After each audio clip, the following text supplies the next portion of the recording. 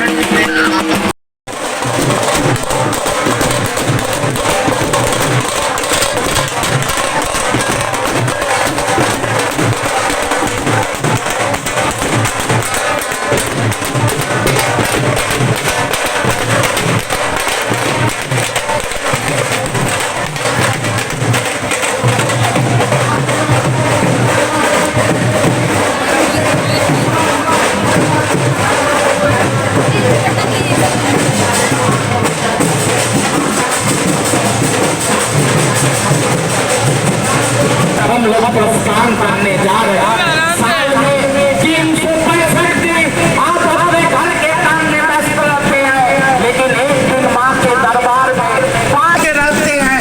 रोज को आप परिवार की देखभाल करते हैं, रोज को आप पैसे के पीछे दौड़ते हैं, लेकिन एक दिन आप 5 घंटा समय देकर माँ की आराधना करते हैं। माँ काली की आराधना करते हुए